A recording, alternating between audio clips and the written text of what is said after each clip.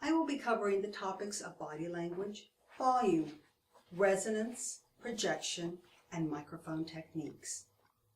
Body language and posture. Humans rely heavily on sight. Our faces and bodies are primary expressions of us, speaking more eloquently than our voices. The empathy established with reading needs to find subtle expression in our body language and facial expressions. It is not difficult to use appropriate body language. A full reading involves your face, body, mind, feelings, and imagination.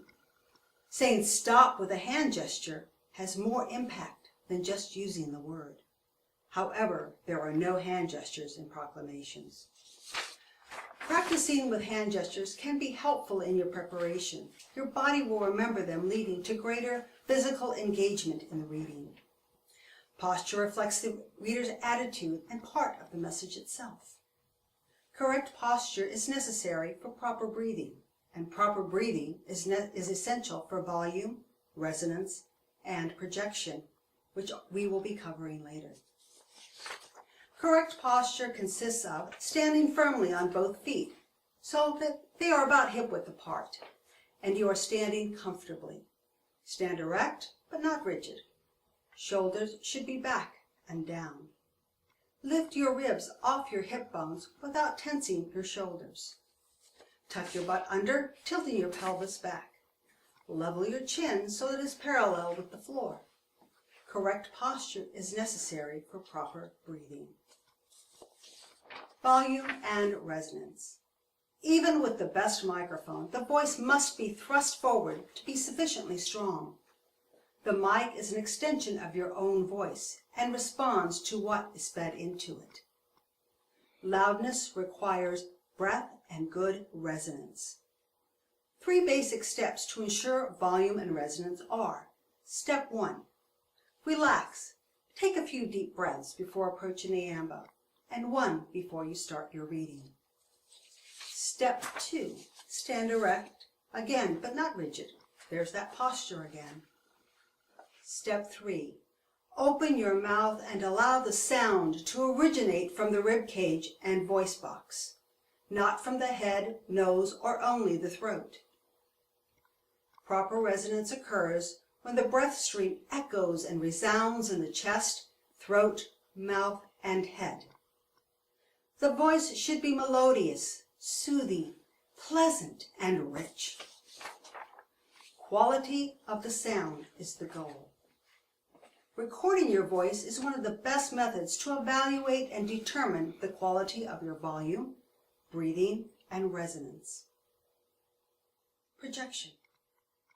Projecting your voice requires a combination of several factors. Keeping sufficient airflow to support your voice.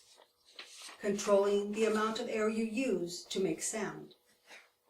Fully opening your mouth to get proper resonance and to project your voice. During your preparation, practice by exaggerating your enunciation of words which will make your mouth open fully. Microphone. Familiarize yourself with the type of microphone that you will actually be using. You will have that opportunity during your practice proclamations. St. Lawrence Martyr uses area mics, as seen here, at the iambo and the lectern.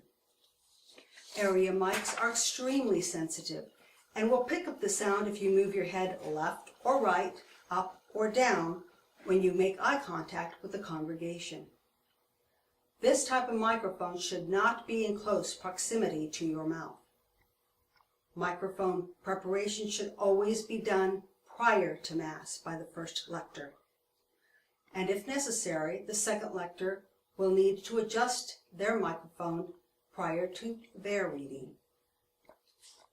Check the system to ensure it is on. Usually the sacristan or the sound tech will have done this already, but always confirm.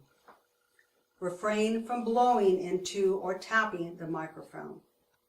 Prior to Mass, you may speak into it using a low tone to check sound. Check the location of the microphone. Gently move the area microphone with 2 fingers near the top of the neck of the microphone, not at the base. The microphone itself should be pointed towards your nose and no closer than 8 inches from your face. A good way to determine this is by displaying your hand like this, and that will usually be a good enough distance to ensure that the microphone is not too close. If the microphone is too close to your mouth, your listeners will hear a pop with words containing P's, such as prosper, or T's, such as teacher. This is very distracting for the listener.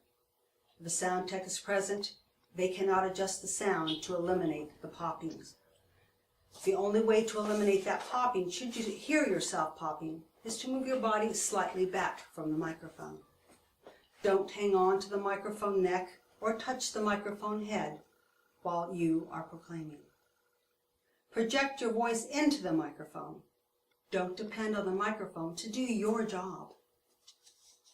You cannot read in your normal voice.